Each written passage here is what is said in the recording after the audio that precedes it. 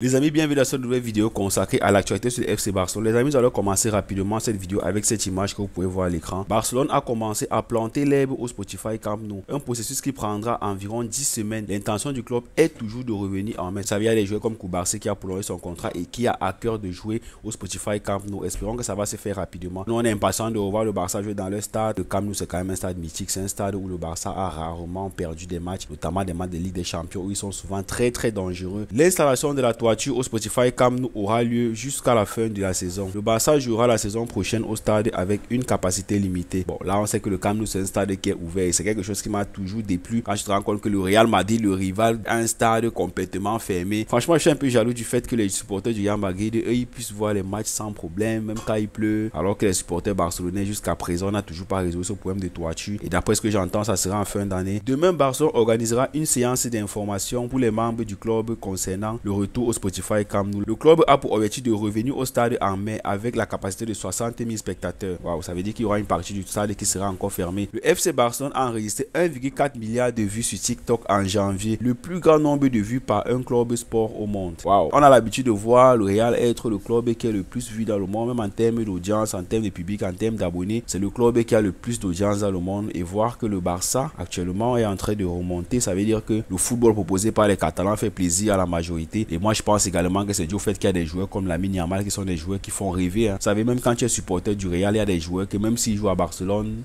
qui est ton club rival, forcément tu vas quand même t'intéresser un peu au club. Et vous savez, on va pas se mentir, même comme Simeone l'a dit, actuellement le Barça en Liga, c'est le club qui a le meilleur football en termes de jeu. Donc ce n'est que normal que même sur TikTok, ils ont autant d'audience. Un fan commande son gâteau d'anniversaire avec l'écusson du Real Madrid sur le dessus pour y mettre le feu afin que l'écusson du Barça en ressorte. Comme vous pouvez voir sur l'image, il a mis le feu sur l'écusson du Real et juste en bas, c'est l'écusson du Barça qui ressort. Bref, bon, on peut comprendre, c'est un supporter donc il est libre de faire ce qu'il veut. Tout le monde dans le vestiaire du Barça n'est pas proche. Certains ne sont même pas amis, mais ils ont décidé de travailler ensemble pour le bien de l'équipe. Tout le monde est pleinement engagé. Cela se voit sur le terrain. On n'a pas forcément besoin d'être des amis pour faire des chiffres. C'est pareil à l'entreprise. Quand tu viens là-bas, tu n'es pas venu pour être l'ami de quelqu'un. Tu viens pour faire ton boulot. Donc si tout le monde reste profilé, chacun fait son boulot, c'est tout bénéf pour le club. Hansi Flick n'a pas peur d'apporter des changements à l'équipe. Il a une approche tactique audacieuse vis-à-vis des remplaçants à la mi-temps. On a vu plusieurs matchs où le Barça était dominant en première mi-temps et Hansi Flick a rapidement fait des changements directement à la mi-temps et généralement ça a payé. Donc c'est dire à quel point ce coach il sait exactement ce qu'il fait avec son effectif. Liverpool prépare une offre de 35 millions d'euros pour Frenkie de Jong. Il a également un intérêt significatif de la part des clubs saoudiens. Frenkie de Jong, actuellement, moi je suppose que lui il aura à cœur de rester encore en Europe parce que lui il a envie forcément d'avoir des titres. L'offre de Liverpool c'est une bonne offre, surtout que le Barça actuellement, je suis pas sûr qu'ils vont vraiment vouloir prolonger le contrat de Frenkie de Jong. On rappelle que c'est le joueur le plus payé du club, mais en termes de rendement, c'est pas le joueur qui a le meilleur rendement. Donc je crois que le Barça va forcément le vendre. Les gens ont déterré l'ancien profil Facebook de l'Atlético de Madrid, Julián Alvarez, en 2010. Vous vous rendez compte qu'en 2010, Julián Alvarez avait mis comme photo de profil le maillot du Barça avec le 10 derrière. Donc ça veut dire que c'est un joueur qui au fond de lui peut-être a des envies de jouer à Barcelone. La photo de profil Facebook de Julián Alvarez en 2010, et s'il venait au Barça pour l'après Lewandowski, ce serait quand même une bonne affaire de voir Alvarez au Barça. Et on rappelle que c'est un très bon attaquant d'ailleurs. Il fait de bonnes choses du côté de l'Atlético de Madrid et c'est un joueur de ballon. Donc forcément avec la philosophie du Barça, il pourra très bien s'intégrer. Ça serait quand même une bonne chose d'avoir un joueur de ce profil en attaque. Barcelone doit prendre une décision concernant Gyökeres. C'est vrai que le Barça dit actuellement que leur priorité c'est Alexander Isak, mais je vais pas vous mentir, pour moi Gyökeres actuellement c'est l'attaquant qui fait le plus rêver en Europe. Il y a forcément beaucoup de grands clubs qui se positionnent sur lui et moi je serais vraiment d'avis que le Barça prenne vraiment ce dossier au sérieux. C'est vrai que avec ce qu'il propose actuellement, il y aura beaucoup de clubs qui vont proposer des meilleurs salaires et quand on connaît la position financière dans laquelle se trouve le Barça actuellement, avec les travaux de rénovation du club qui prend de l'argent, avec les salaires qui sont difficiles à payer, ça serait difficile pour le Barça de faire venir Gyökeres. Le Barça doit vraiment tout faire pour signer ce joueur parce que vraiment Lewandowski commence à prendre de l'âge et il nous faut un numéro 9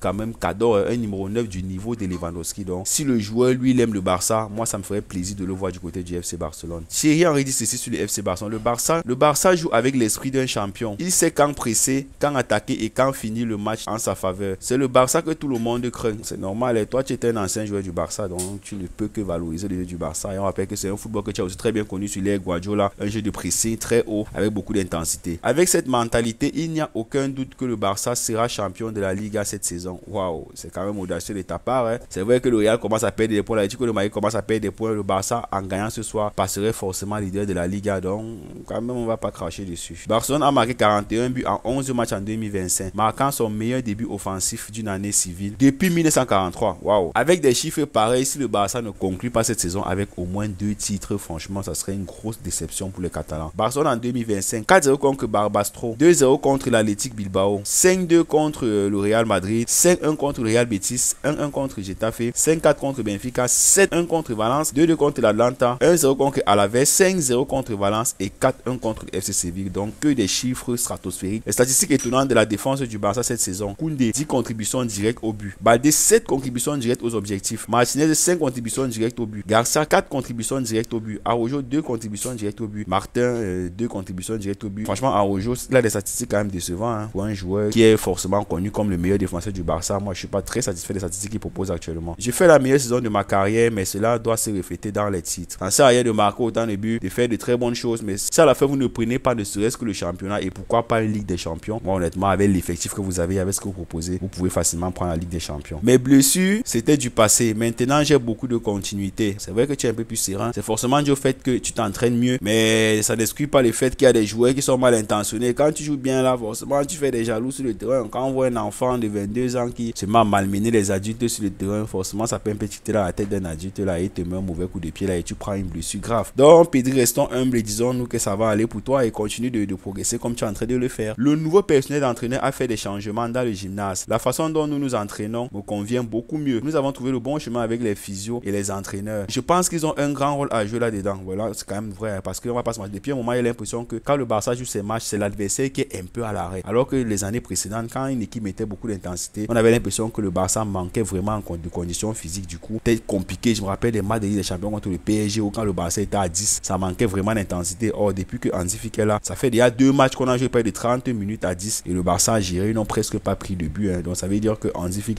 parvient déjà à gérer, même quand il a une infériorité numérique, les conditions physiques des joueurs sont bonnes. Donc, les gars parviennent à gérer les matchs même jusque-là. Et il y a beaucoup de discussions et des bruits du genre Pedri ne tire pas avec son pied faible ou Pedri devait être remplacé à la 60e minute. Oui, vous essayez de vous isoler de tout cela, mais la vérité est que tout ce qui est dit, que vous le vouliez ou non, vous l'entendez. Soit vous l'entendez vous-même directement, soit vous le parvenez par l'intermédiaire d'autres parties. Pedri, c'est bien d'enchaîner, mais par moment, il faudrait aussi qu'Hansi Flick pense à le remplacer. J'entends des choses comme Pedri va faire la fête ou Pedri se blesse parce qu'il ne travaille pas dur à la salle de sport. Et la plupart d'entre eux sont des mensonges, évidemment. Il ne faut pas y prêter trop d'attention, mais ces choses vous affectent. Moi, je pense que quand tu es professionnel, tu dois t'attendre à tout ce qui va venir, parce que les supporters, ils sont comme ça. Quand tu joues bien, ils sont avec toi, mais le jour où tu te blesses ou tu fais de mauvaises performances, ils vont pas manquer de te cracher dessus. Donc, c'est la triste réalité de la vie. Quand tu es bon, on est avec toi. Quand tu n'es pas bon, on est contre toi. Donc, fais avec. Voilà les amis, c'était tout pour cette vidéo. Merci d'avoir regardé la vidéo jusqu'à la fin. D'ici là, n'oubliez pas de vous abonner à la chaîne, de liker la vidéo, commenter, de partager. Quand vous le faites, vous avez un très bon signal aux algorithmes YouTube. Et sachez-le, c'est le meilleur moyen pour vous de me soutenir. Les amis, moi c'est Gaëtan Haji pour ceux qui me découvrent. Si tu ne me connais pas encore, je fais des vidéos d'actualité sur le FC Barcelone. Je fais également des vidéos parfois sur le Real Madrid, c'est normal, c'est le club rival. Et quand il n'y a pas d'actualité, je fais des vidéos débriefs d'avant ou d'après match. Les amis, rejoignez-moi, faisons grandir la chaîne. Je suis dans mes débuts. Je compte sur vous pour me soutenir. D'ici là, portez-vous, on se donne rendez-vous pour une prochaine vidéo. Profitez des vôtres. Ciao.